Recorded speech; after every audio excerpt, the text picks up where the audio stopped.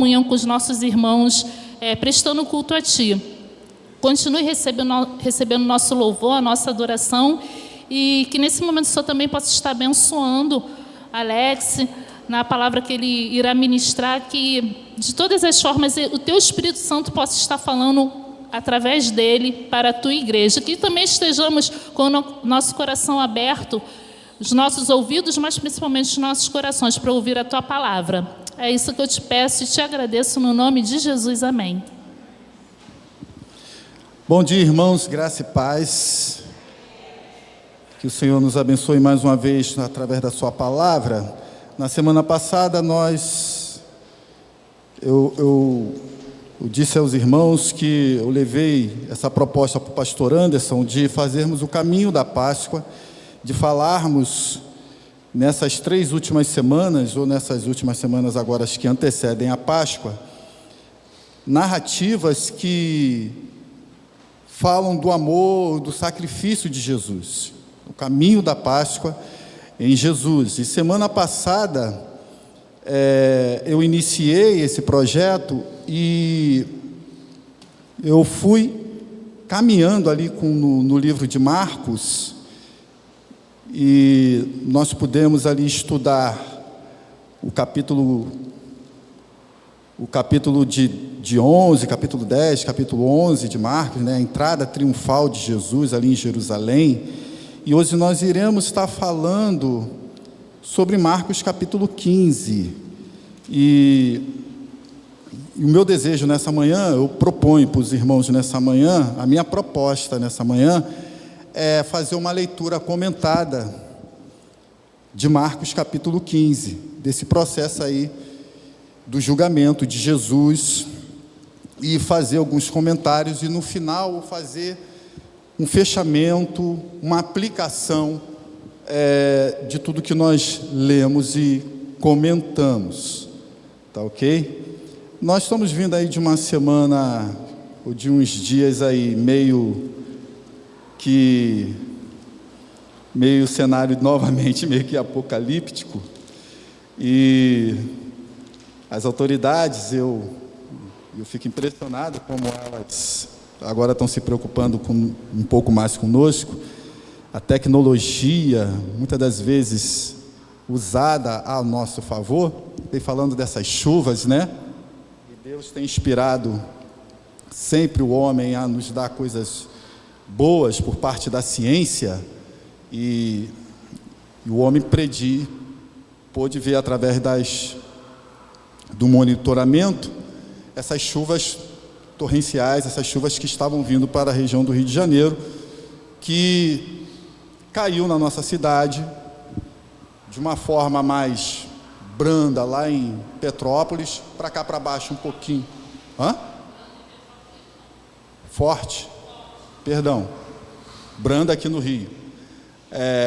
Petrópolis foi mais pesado, ou seja, algumas regiões daqui do Rio foram pesadas, Belfor Roxo, Nova Iguaçu, Maricá, também está complicado, mas aqui na capital está mais branda, está mais tranquila. Então, algumas pessoas perderam a vida, e nós como igreja, a gente se alegra porque a gente não sofreu. Amém. Eu moro do lado de um valão, gente, eu moro do lado de um rio. Quem já foi lá em casa sabe que tem um rio passando lá perto, lá, que já transbordou algumas vezes, e as 2 últimas vezes que ele transbordou, ele prejudicou a vida de muita gente. O pessoal lá perdeu tudo, mas Deus não permitiu que a água entrasse na minha casa, e eu glorifiquei muito a Deus por isso. Mas fiquei triste pelos irmãos, pelos demais vizinhos, que a água entrou e deu um prejuízo danado.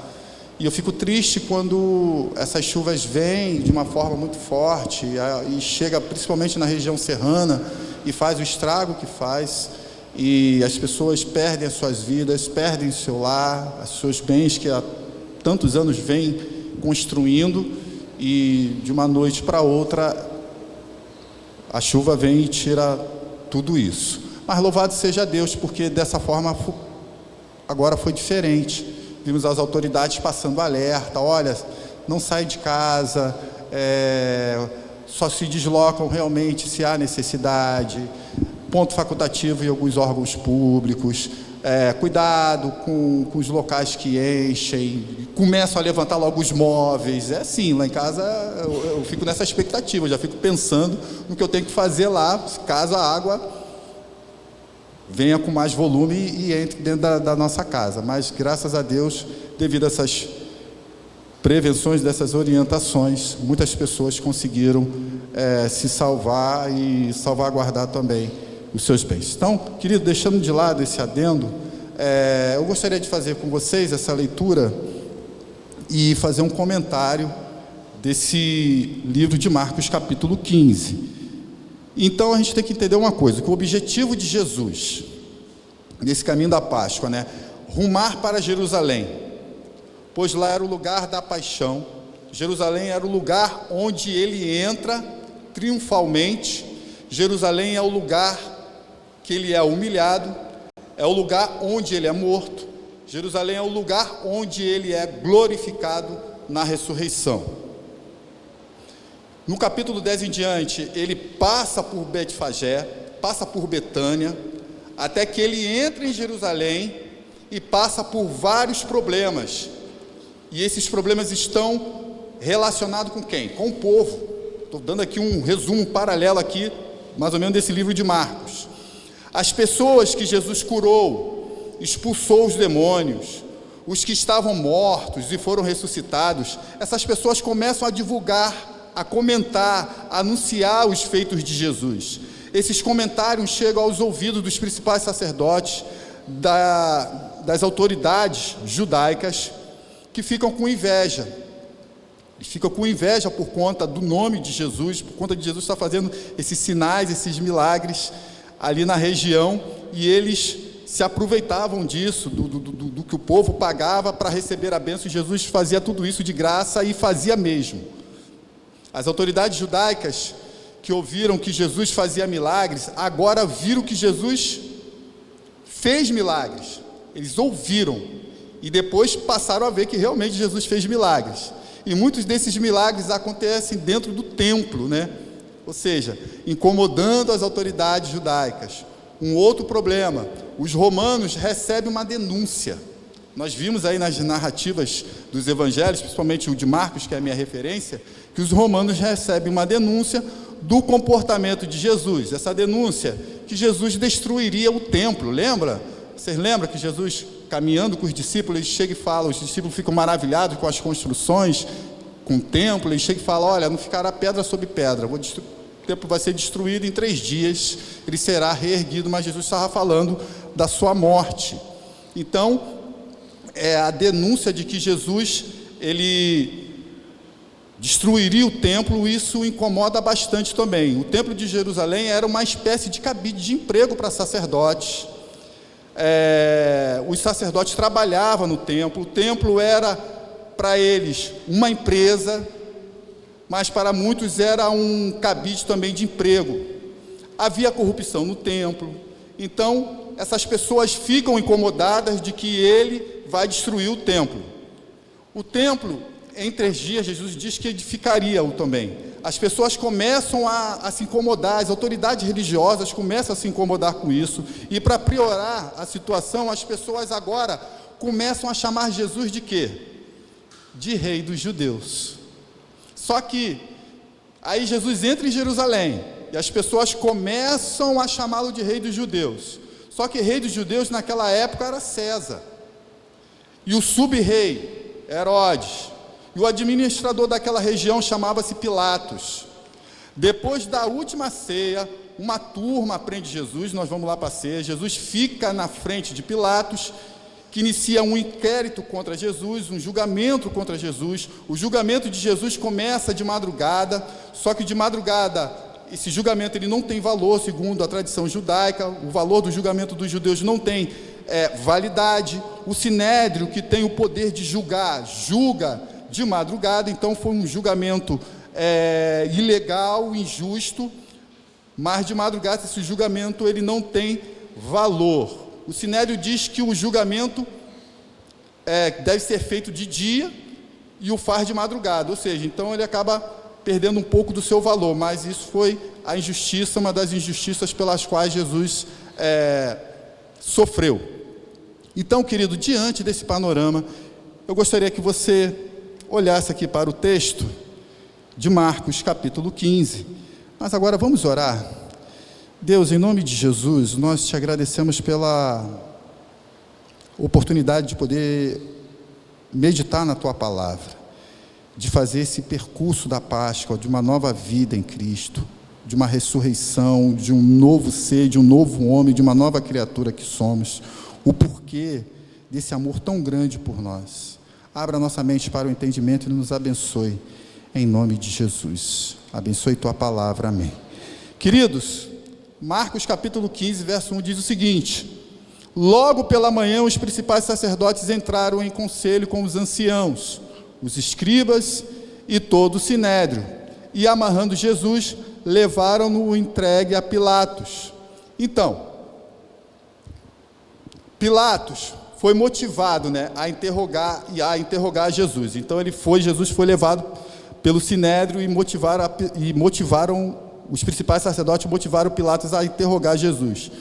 Por quê? Ele recebeu a denúncia de que Jesus era o rei dos judeus. Essa foi a pergunta que Pilatos chegou e fez para ele, lá no verso 2. Tu és o rei dos judeus?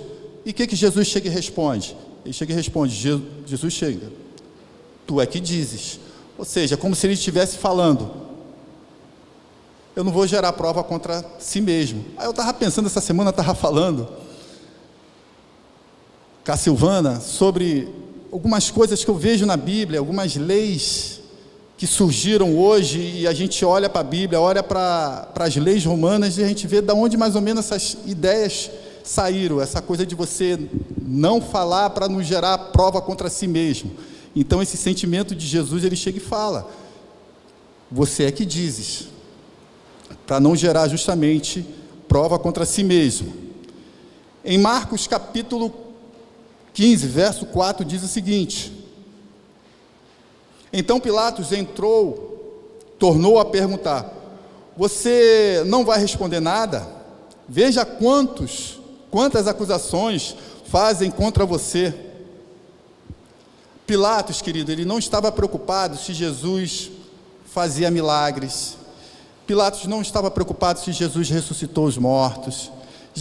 Pilatos não estava preocupado se Jesus, ele curou o cego, se ele andou sobre o mar. Ele não estava preocupado com isso. A preocupação dele era por conta de uma acusação que fizeram sobre o fato de Jesus ser o rei dos judeus. Então ele não estava muito preocupado com isso. Ele estava preocupado com a acusação de que Jesus era o rei dos judeus. Verso de número 6, diz assim: ora, por ocasião da festa, era costume soltar ao povo um dos presos, aquele que eles pedissem. Havia um chamado Barrabás, preso com rebeldes, as quais em um tumulto havia cometido homicídio. Então, qual era a festa que ele estava se referindo? Ele estava se referindo justamente a esse momento que a gente está celebrando antes aí, a gente já está percorrendo, que é a Páscoa.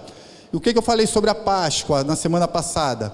Que a Páscoa, nós celebramos a libertação do povo judeu do cativeiro egípcio, Nós deixamos assim bem claro, citei até o próprio Jabiniel nos ensinando, Páscoa é passar sobre, passar por cima, Nós aprendemos isso. Então, Jesus, como ele era judeu, ele subiu para Jerusalém para poder celebrar a Páscoa. E uma coisa interessante, era justamente que eles falam sobre Barrabás, soltar Barrabás. E eu fazendo uma pesquisa sobre Barrabás, e uma vez também já me falaram, e eu tive que pesquisar, que o nome de Barrabás, na verdade, era Yeshua Barrabás. Ou seja, Jesus Barrabás. Quem confirma isso é Orígenes, escritor cristão lá do século III.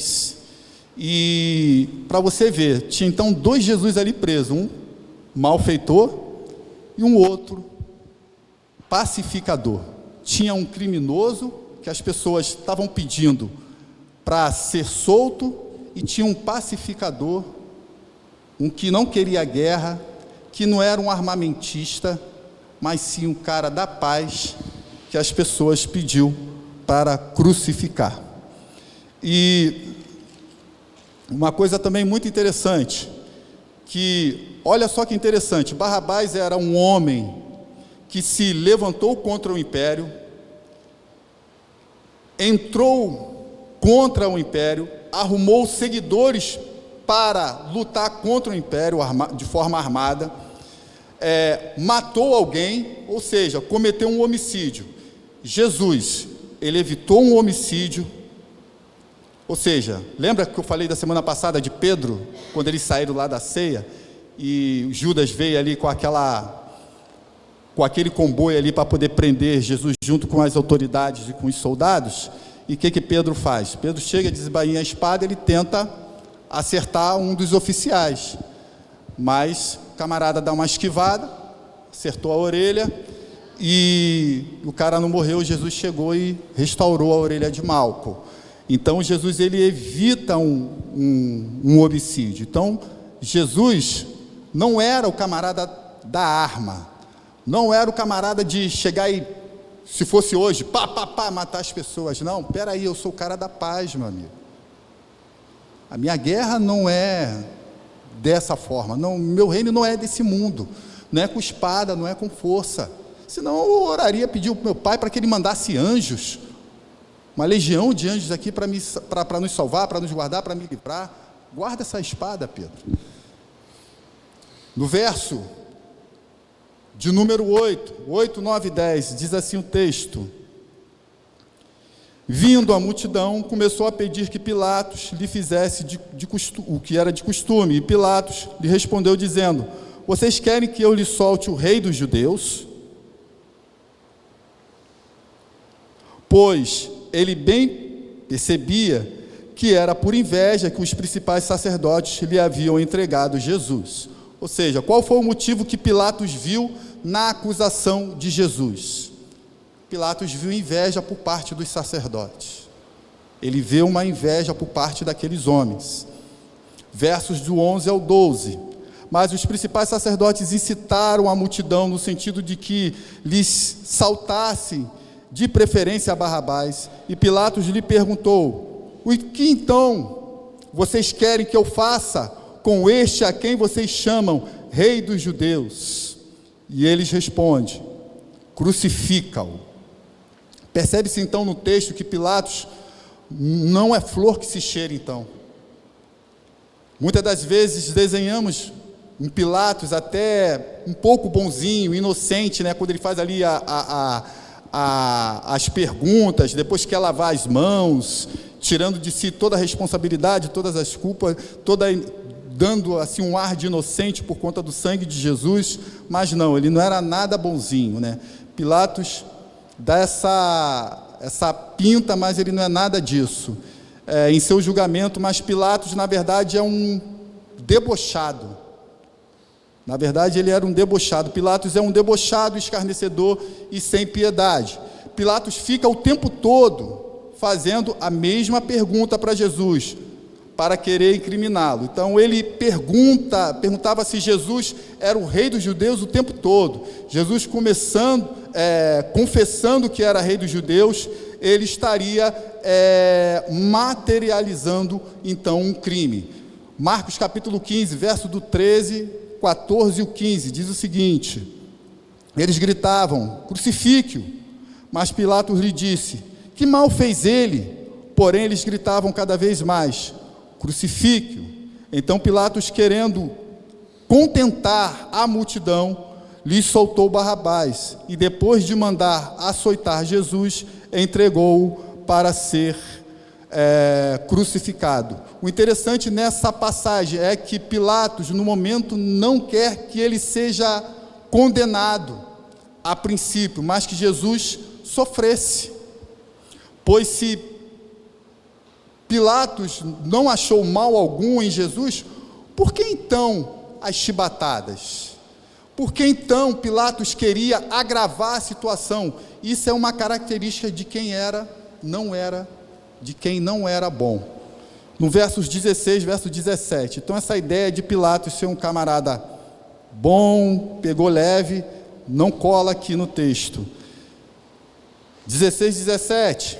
Então os soldados levaram Jesus para dentro do palácio, que é o pretório, e reuniram toda a tropa. Vestiram Jesus com um manto de púrpura e, tecendo uma coroa de espinho, a puseram na cabeça dele e o saudava, dizendo: Salve o Rei dos Judeus. O que é o pretório, querido? O pretório é o lugar onde ficavam os soldados. Então o Evangelho de Marcos é o que mais faz demonstrar qual o grupo que prende Jesus. O interessante é que o Evangelho de Marcos, querido, não sei se vocês já repararam, ele sendo o menor evangelho, é um evangelho assim, digamos assim, de flashes. Narra assim os acontecimentos assim como se fosse uma forma assim de flash. Já Mateus, Lucas e o próprio João já dá mais detalhes dos acontecimentos. O Evangelho de Marcos é o que mais demonstra que o grupo que prende Jesus está mais interessado em debochar dele. Você viu? No 16 e 17, leva ele para o pretório, onde ficam ali os soldados, e ali o que eles fazem?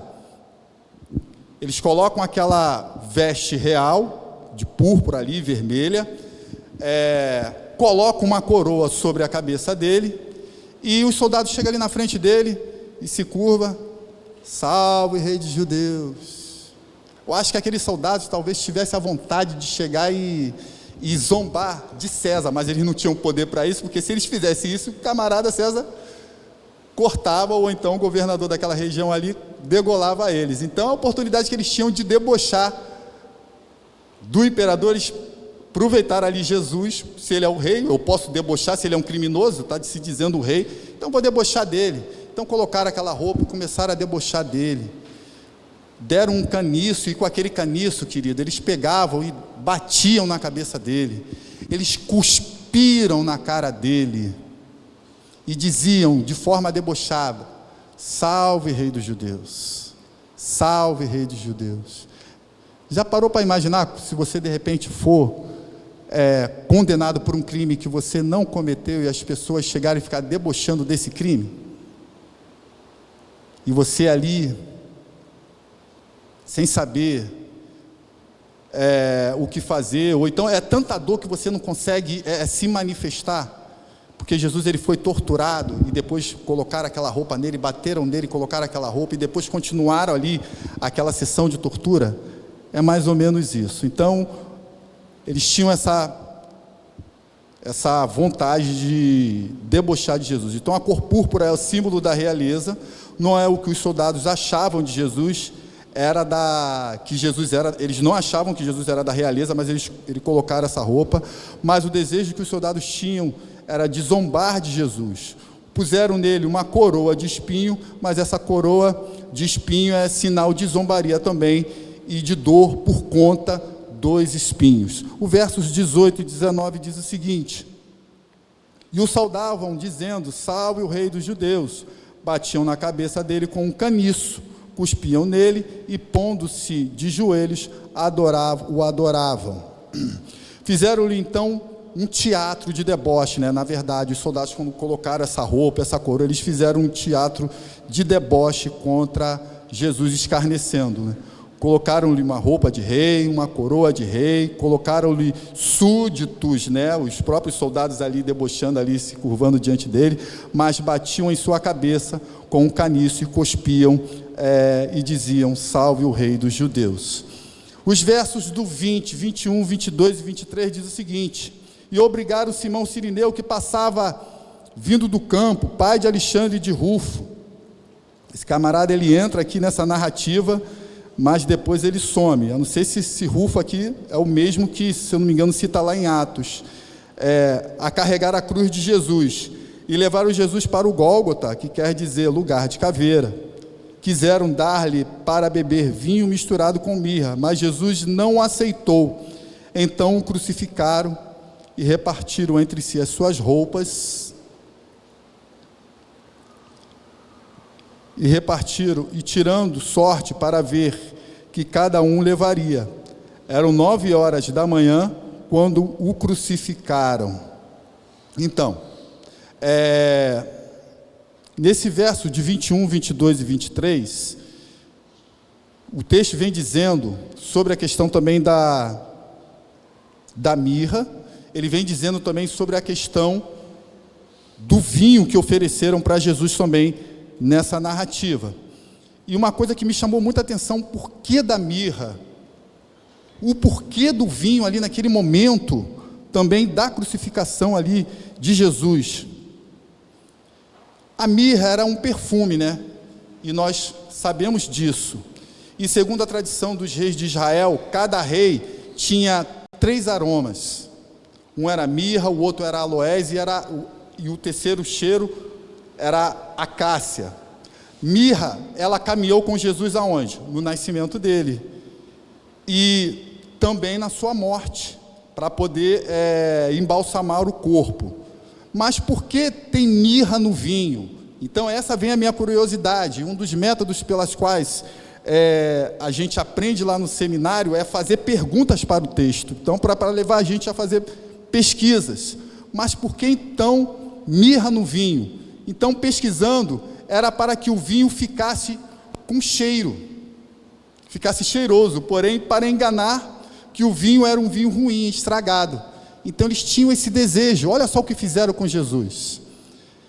Um vinho ruim, um vinho estragado, eles misturam com um perfume para mascarar aquele mau cheiro. Botava-se então mirra no vinho para que ele não tivesse um aroma ruim, mascarando que o vinho era ruim, um vinho que não era um vinho de qualidade. Outros evangelistas se preocupam em dizer que esse vinho era ruim, já tinha talhado, se tornando então um vinagre, né? Muitos citam que era já vinagre, ou seja, um vinho que fermentou, apodreceu na adega ou que estragou. Então deram para Jesus um vinho que ninguém toma, né? Que para tomá-lo tem que colocar um perfume para poder esconder esse mau cheiro. Mas por que se dava vinho para um condenado na cruz? Uma outra pergunta também, davam-se o vinho para anestesiar a dor, aquele que morria ali na cruz. Então você por aí imaginava o quanto um crucificado sofria na cruz, o quanto Jesus estava sofrendo na cruz, a dor que ele estava sentindo.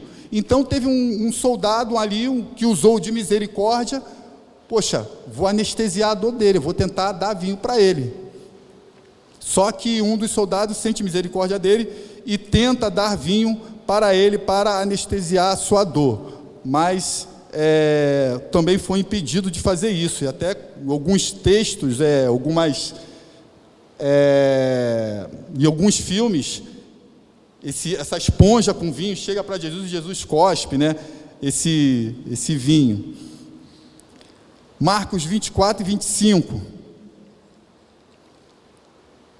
Então o crucificaram e repartiram entre si as suas roupas, né? E aqui também, vamos continuar aqui o texto. E 25. Eram 9h da manhã quando o crucificaram. E a inscrição de acusação dizia o seguinte: Rei dos Judeus. Então, queridos, sobre a questão da hora, a terceira hora, que nós vimos que é 9h da manhã, nós aprendemos, e uma coisa interessante que essa coisa de horas de 60 minutos é uma ideia posterior, que no calendário judaico eles contam essa hora de uma forma, então, diferente, mas, calculando isso, por volta das 9h, Jesus, ele começa a ser crucificado. Um outro ponto também interessante, sobre o processo de sofrimento de Jesus. Vamos lá, Marcos capítulo 15, de 26, 27 até o 31, que diz o seguinte: crucificaram 2 ladrões, um à sua direita e outro à sua esquerda. Cumpriu-se então a escritura que diz: com malfeitores foi contado, os que iam passando blasfemaram contra ele, balançando a cabeça, dizendo: você que destrói o santuário em 3 dias e reedifica, salve-se a si mesmo descendo da cruz. Uma coisa interessante, né, que os próprios sacerdotes, os próprios soldados que estavam ali, a multidão também que estavam ali, que assistiram toda aquela cena, eles mais uma vez debochavam de Jesus. Pô, você que curou tantas pessoas, você que diz que derrubaria o templo, ergueria, cara, desce daí dessa cruz. Se você descer daí, a gente vai passar a acreditar em você. Mas como Jesus não fez isso, e Deus não permitiu que ele fizesse isso, então Jesus serviu ali para eles ali, de deboche e de escárnio. Marcos capítulo 15, ainda o verso de 36, 37 e 38, diz o seguinte: chegando ao meio-dia, houve trevas sobre toda a terra, até as 3 horas da tarde, e às 3 horas Jesus clamou em alta voz: Eloi, Eloi, lama sabachthani, ou seja, Deus meu, por que me desamparastes? Jesus, ele cita o Salmo de número 22, só que uma coisa muito interessante nisso tudo, é que ele chega e faz o seguinte, ele chega e fala, e alguns dos que estavam ali ouvindo isto diziam, vejam, ele chama por Elias. Existia uma crença, e até hoje existe essa crença na cultura judaica, de que Elias visitaria o povo, visitava o povo. Então o pessoal chega e fala, peraí, ele está chamando por Elias, vamos ver se Elias voltava. E algumas casas de judeus, na ceia, assim, no período de Páscoa, eles deixam uma cadeira vazia, justamente na crença de que Elias retorne e se assente ali para ceiar. E o próprio Evangelho relata também de que Elias já veio, existia essa crença, e o próprio Evangelho relata, o próprio João Batista, Abacuque também fala sobre a vinda de Elias, mas era uma crença deles. Então Jesus morre, e após as 15 horas, da qual ele estava agonizando, desde as 9 horas da manhã. Então o verso de 36, 37 e 38, leia aí comigo então. E um deles correu para embeber uma esponja com vinagre, e colocando na ponta de um caniço, deu-lhe de beber, dizendo, esperem, vejamos se Elias vem tirá-lo. Mas Jesus, dando um forte grito, expirou, e o véu do santuário se rasgou em 2 partes, de alto a baixo. E o centurião que estava em frente de Jesus, vendo que assim havia expirado, disse, verdadeiramente este homem era o Filho de Deus. Queridos, é agora que eu vou começar a pregar. Eu fiz essa leitura comentada justamente para que você pudesse ter a dimensão do quanto Jesus sofreu, do quanto a Páscoa ela é muito mais do que a gente vir aqui cantar, do que ter um almoço de Páscoa com bacalhau, com tantas outras coisas, de comer um peixe, como alguns comem, de comer uma canjica. A Terezinha lá, o Antônio lá. É muito mais do que isso. A Páscoa é a graça de Deus por amor a nós. A Páscoa em Jesus a gente não é merecedor, mas Ele nos amou mesmo assim. O texto fala que o véu do templo ele se rasga de alto a baixo. Então, querido, esse sentimento do véu se rasgando de alto a baixo é como se Deus ele rasgasse as vestes do seu peito ao ver o Filho dele ser morto e crucificado ali na cruz. É como se Deus chorasse, tudo porque Jesus amou a mim, amou a você. Então a Páscoa é muito mais do que você ir ali para a missa, como eles estão hoje lá na missa comemorando, andando com um raminho na mão. Estão fazendo também um caminho da Páscoa, como eu fiz aqui com vocês. O pastor Guilherme deve fazer o fechamento semana que vem, no domingo da Páscoa. É muito mais do que isso. A Páscoa é a salvação em Cristo Jesus para a vida de cada um de nós. Essa dor, esse deboche, esse julgamento injusto, mentiroso, que crucificou o nosso Deus, o nosso Senhor, mostra-nos o quanto Deus nos amou, a ponto de permitir que o seu próprio Filho passasse por aquilo tudo, por amor de mim e por amor de vocês. A Páscoa é muito mais do que comer chocolate. É gostoso, né? Eu adoro. Como? Minhas filhas já pediram. Acredito que os filhos de vocês também pediram. Eu compro, não tem problema nenhum. Mas é muito mais do que isso. A Páscoa é Cristo em nós, a esperança da glória. Porque Deus amou o mundo de tal maneira que deu seu Filho unigênito para que todo aquele que nele crê não pereça, ou seja, não morra, não sofra, mas tenha a vida eterna nele. A Páscoa é nós ressuscitarmos em Cristo, é sepultarmos, é morrermos para esse velho homem e um novo homem nascer em Cristo. Nós falamos aqui na manhã desse dia sobre o comportamento, sobre a mudança, sobre a lavagem aqui na escola dominical ministrada pelo irmão Robson. Não é só você se lavar, pegar água, lavar por fora, mas a mudança de dentro para fora precisa ser mudado, o seu coração, a sua forma de pensar, o seu caráter. O homem tem que mudar o seu modo de pensar, o seu modo de agir. Se nós brigamos, não brigamos mais. Se nós roubamos, não roubamos mais. Se nós matamos, não matamos mais. Se nós traficamos, não traficamos mais. Se nos prostituímos, não nos prostituímos mais. Se nós tirávamos vantagem de alguma coisa de alguém, não fazemos mais isso. Se eu não gostava de alguém, eu tinha aversão a alguém, eu não tenho mais, porque Cristo mudou isso dentro de mim, e Cristo tem que mudar isso dentro de cada um de vocês e de todos nós. Não é ser mais a mesma pessoa. Aparentemente o frasco por fora vai continuar com a mesma aparência, mas a essência que está dentro de você, essa é a essência de Deus, é do amor de Deus, manifestado através de Cristo, através do seu sacrifício na cruz.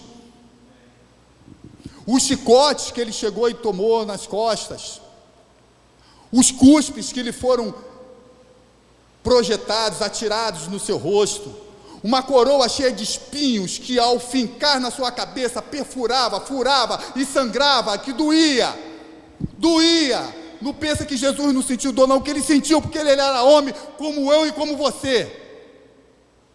Não tem desculpa, porque muitos aí chegam e falam, isso foi fácil para Jesus, porque ele era Deus, ele tirou isso de letra. Não, ele foi homem, 100% homem, igual a mim, igual a você. Ele sentiu. E eu estou levando, através dessa narrativa aqui comentada, a você se colocar no lugar dele, a você ter empatia, se colocar no lugar dele e perceber o quanto ele sofreu por mim, por você e por este mundo que está em guerra, este mundo onde as pessoas não se respeitam, este mundo onde matam as pessoas por conta de um celular, este mundo onde matam as pessoas por conta de um carro,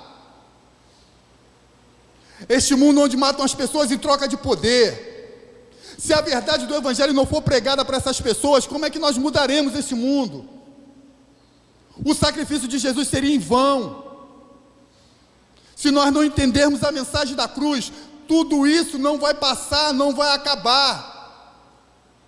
Mas se nós entendermos a mensagem da cruz, querido, nós teremos um mundo bem melhor, um Brasil melhor, um mundo melhor, pessoas melhores, pessoas amáveis, respeitosas, solidárias, empáticas. Essa é a Páscoa de Jesus. Foi para que nós tivéssemos nova vida nele, vivêssemos em novidade de vida. É muito mais do que ter prosperidade, é muito mais do que nós irmos para uma campanha de 7 mergulhos. Não ri não, Guilherme, isso é verdade mesmo. Eu rio também, Guilherme. É muito mais do que isso. Muito mais do que isso. É muito mais do que dizer que você vai ser curado do câncer, que você vir na campanha. É uma nova vida em Cristo, onde as pessoas chegam e falam assim para você: olha, meu filho, rapaz, eu te conheci, e você era assim, cara, o que houve com a tua vida, cara? Você agora é uma bênção, entra aqui na minha casa, entra aqui, senta aqui, vamos conversar, toma um café comigo. Já aconteceu comigo, gente, já aconteceu comigo. As pessoas falavam: olha, você não era digno de entrar aqui na minha casa, eu tinha medo de você. E olha que eu não era tão brabo assim, irmãos, simplesmente porque eu andava como qualquer outro moleque na rua, fazia um monte de peraltice na rua. Mas chegaram, uma vez uma conhecida chegou e falou: olha, eu não sei o que aconteceu contigo, que antes eu tinha medo de você, agora se você quiser entrar na minha casa, você pode entrar. Eu fiquei assim impressionado, só Deus para ter esse poder, cara, e não foi eu, não tive força nenhuma, não sou merecedor nada disso, graça é favor imerecido, foi a graça de Deus em Jesus Cristo, a ponto da pessoa chegar e falar: olha, meus 2 filhos estão na droga, me ajude a ajudá-los. Um deles morreu hoje, um deles eu tentei trazer para a igreja, alguns aqui conheceram. É você chegar, sair de casa todo dia, todo domingo, ir para a igreja, chegar e falar: olha, leva ele. E o pai chegar e falar: olha aqui, a chave do carro, estou dando aqui na mão dele. Vai junto com ele, não saia do lado dele.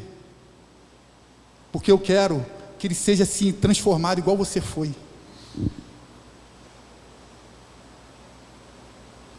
Foi esforço meu, irmão? Foi esforço seu? Não. Só Jesus. É mérito meu? A vida que eu estou vivendo? Uma nova criatura? Não. Mérito de Jesus. Eu não sou merecedor de nada, querido. Você também não é merecedor de nada. É graça de Deus. A graça de Deus que olha para esse coração seu de pedra, para esse meu coração de pedra, para esse meu coração arrogante ainda, que precisa a cada dia ser mudado, precisa ser lapidado, precisa ser transformado, precisa tomar um jeito. É esse coração que Jesus ele quer mudar, que ele muda todos os dias. Eu não sou merecedor, mas ele me amou mesmo assim. Eu lembro de um texto lá em 1 Samuel, se não me engano, 25, quando Davi, se não me engano, ele chega e fala para o servo dele: existe alguém aqui da casa de Saul que ainda vive ainda, porque Jonas e Davi tinham feito um acordo de chegar e cuidar um do outro. Aí existe sim, aí Mefibosete, sim, existe um, se eu não me engano, acho que é Mefibosete, não sei, não estou lembrando agora, aí trouxeram o aleijadinho lá, aí com ele veio o aleijado, veio o filho dele, o Mica.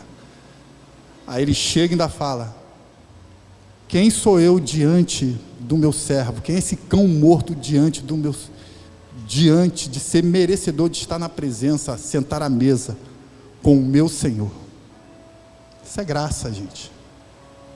Aí eu chego e olho para mim: quem sou eu? Quem é você? Um cão morto, mas que se torna digno de sentar à mesa com o seu Senhor. Foi pelo seu mérito? Não. Jesus, é graça, favor imerecido. É porque você não merece não, meu querido, mas Deus te amou mesmo assim, porque o amor de Deus, ele nos constrange demais.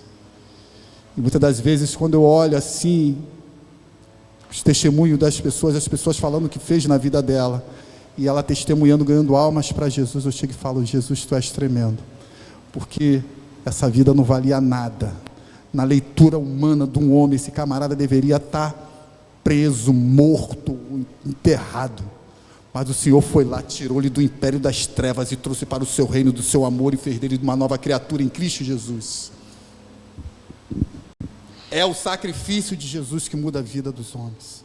É o sacrifício de Jesus que muda a vida da gente. É o sacrifício de Jesus que faz com que nós sejamos livres nele, livres para Deus, transformados em Deus.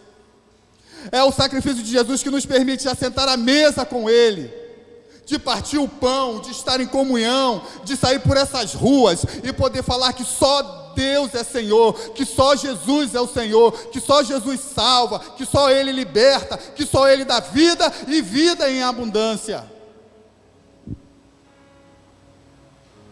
Tudo isso que aconteceu aqui nessa narrativa de Marcos 15 foi para que nós tivéssemos pelo menos um pouquinho de sentimento, de noção do quanto esse Deus fez por nós, pessoas não merecedoras. Talvez Satanás chegasse e falasse assim: olha, Jesus, cara, quando ele chegou e falou: Senhor, se possível, passa de mim esse cálice, está doendo. Eu acho que Jesus estava falando: Deus, está doendo, dói muito, Deus, me tira daqui dessa cruz, mas está doendo, homem. Como de repente Satanás chega e fala: cara, vale a pena? Olha ali aquele povo, tu curou, tu multiplicou os pães, eles tudo viram, deu vista ao cego, ali, esse mesmo povo falou para você ser crucificado. Cara, negue esse Deus e morra. Mas Jesus, ele chega e disse: todavia, Deus, seja feita a tua vontade. E a vontade de Deus foi feita. Jesus, ele morre naquela cruz, mas a palavra de Deus diz que ao terceiro dia ele ressuscita, e com ele nós ressuscitaremos juntos. Ele ressuscitou. Uma das maiores esperanças, diz o apóstolo Paulo em Coríntios, a ressurreição da morte. A morte de Jesus, a ressurreição dele, é a marca hoje do cristianismo no mundo. E a nossa maior esperança é de um dia ressuscitarmos em Cristo Jesus. Só que existe a ressurreição espiritual, querido. De repente você nessa noite aqui ainda não entendeu a mensagem da cruz, precisa ser transformado. Ressuscita nessa manhã para a glória de Deus. O seu jeito de ser: Senhor, eu preciso muito ainda ser mudado, eu estou morto. Eu estou aqui na igreja há 10, 20, 30 anos, mas eu não entendi realmente a mensagem da cruz. Ressuscita. Se esse for o seu sentimento, eu não vou pedir para que você venha aqui na frente, eu não vou pedir para que você estenda a mão, não. Eu estou pedindo para que você saia daqui e fale com Deus: Senhor, o que precisa ser mudado em mim? Porque eu preciso mudar, eu estou morto ainda, tem algo ainda que me incomoda, tem algo ainda que tira a minha paz, a comunhão que eu tenho com o meu irmão. Eu preciso perdoar, eu não consigo perdoar, eu preciso mudar, eu não consigo mudar. Eu olho para aquele irmão, mas eu não consigo chegar nele. Deus, muda isso em mim. Essa é a hora. Ressuscita para Jesus, muda a sua vida em Jesus, seja transformado por Jesus. Deixa o Espírito Santo de Deus mudar, fazer de você uma nova criatura nele. Jogue na cova aquele velho homem e renasça ao novo, para a honra e para a glória do Senhor Jesus. Pai Santo, Pai querido, nós te agradecemos, porque o teu amor, o teu sacrifício não foi em vão. E hoje nós estamos aqui como igreja, testemunhando e testificando disso. As nossas vidas testificam, Pai, do teu amor para conosco, o quanto o Senhor se entregou por nós. E nós saímos daqui para poder anunciar a tua palavra, a tua verdade. E que o Senhor a cada dia venha nos abençoar. E que o Senhor a cada dia venha nos capacitar para que essa palavra, Senhor, essa verdade do teu evangelho, ela alcance os corações daqueles que ainda não te conhecem. Ajuda-nos, ó Deus, a cumprir a nossa missão como igreja, porque tu disseste: ide por todo mundo e pregai o evangelho. Ou seja, Você que foi salvo, agora faça novo discípulo. Novos discípulos. Nos ajude a sair e cumprir a nossa missão como igreja. Fique de pé, querido, nessa noite, nessa manhã, por favor.